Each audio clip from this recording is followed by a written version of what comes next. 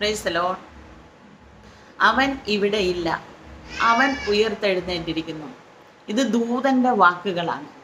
യേശുക്രിസ്തുവിൻ്റെ കല്ലറയുടെ മുകളിൽ വെച്ചിരുന്ന കല്ലുരുട്ട് മാറ്റി അതിൻ്റെ മുകളിലിരുന്ന ദൂതൻ അന്ന് രാവിലെ യേശുവിൻ്റെ കല്ലറ സന്ദർശിക്കാൻ പോയ സഹോദരിമാരോട് പറഞ്ഞ വാക്കുകളാണ്, അവൻ ഇവിടെ ഇല്ല, അവൻ ഉയർത്തെഴുന്നേറ്റിരിക്കുന്നു.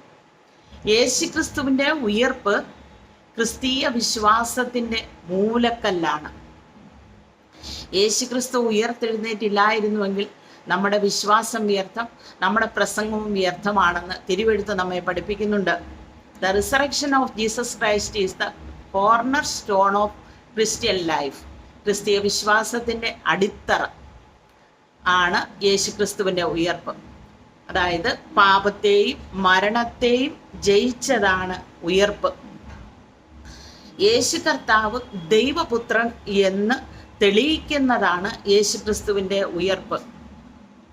യേശുവിനെ ക്രൂശിൽ തറപ്പാൻ ഏൽപ്പിച്ച പീലാത്തോസിനെയും മത നേതാക്കന്മാരെയും അവനെ ക്രൂശിക്ക എന്ന് നിലവിളിച്ച ജനസമൂഹത്തെ പരസ്യമായ കാഴ്ചയാക്കിക്കൊണ്ട് യേശു മൂന്നാം നാൾ ഉയർത്തെഴുന്നേറ്റു.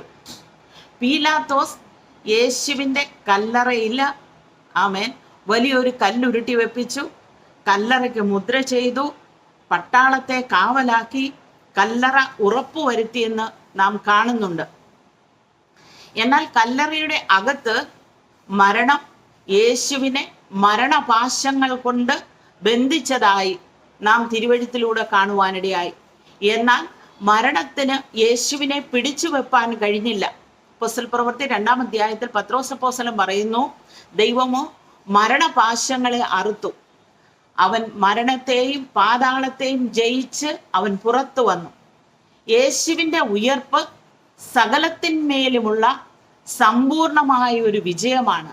അതായത് സാത്താൻ്റെ മേൽ, പാപത്തിന്മേൽ, രോഗത്തിന്മേൽ, മരണത്തിന്മേൽ, പാതാളത്തിന്മേൽ എല്ലാമുള്ള സമ്പൂർണമായ വിജയമാണ് യേശു കർത്താവിൻ്റെ ഉയർപ്പെന്ന് പറയുന്നത്. ലോകവും മതനേതാക്കന്മാരും രാഷ്ട്രീയ നേതാക്കന്മാരും ജനങ്ങളും എല്ലാം ഒരുമിച്ച് പിശാചും അവരോടൊപ്പം ചേർന്ന് ഇനി ഇല്ല എന്ന് പറയുന്നിടത്താണ് യേശുവിൻ്റെ വിജയം ആരംഭിക്കുന്നത്, അല്ലെങ്കിൽ യേശുവിൻ്റെ പ്രവൃത്തി ആരംഭിക്കുന്നത്. അങ്ങനെ സകലത്തെയും ജയിച്ച് ജയാളിയായ കർത്താവ് ഹല്ലേലൂയ ഉയർത്തെഴുന്നേറ്റ് അവൻ 40 നാൾ ഈ ഭൂമിയിൽ സഞ്ചരിച്ച് അവൻ സ്വർഗാരോഹണം ചെയ്തു. ഇനി അവൻ വരുമെന്ന് പറഞ്ഞു. ദൂതന്മാർ പറഞ്ഞു അവൻ പോയതുപോലെ തന്നെ വീണ്ടും വരുമെന്ന്. എന്നെ കേൾക്കുന്ന പ്രിയ ദൈവമക്കളെ, ഇന്ന് ആരെങ്കിലും വേദനയിലൂടെയോ ദുഃഖത്തിലൂടെയോ പരാജയത്തിലൂടെയോ സങ്കടത്തിലൂടെയോ ഒക്കെ കടന്നു പോകുന്നുണ്ടെങ്കിൽ, അല്ലെങ്കിൽ അങ്ങനെയുള്ള ശോധനകൾ അനുഭവിക്കുന്നവരാണെങ്കിൽ, ഹല്ലേലൂയ സ്തോത്രം, ശത്രു നിങ്ങളുടെ ജീവിതത്തിൽ ഇനി ജീവിതമില്ല, ഇനി മുമ്പോട്ട് പോകുവാൻ കഴിയുകയില്ല, ഇനി ഒരു വഴിയുമില്ല എന്ന് പറയുന്നുവെങ്കിൽ ഉയർത്തെഴുന്നേറ്റ ജയാളിയായ യേശുവിങ്കിലേക്ക് വരിക. അവൻ സകലത്തിനും മതിയായവനാണ്. ഹല്ലേലൂയ.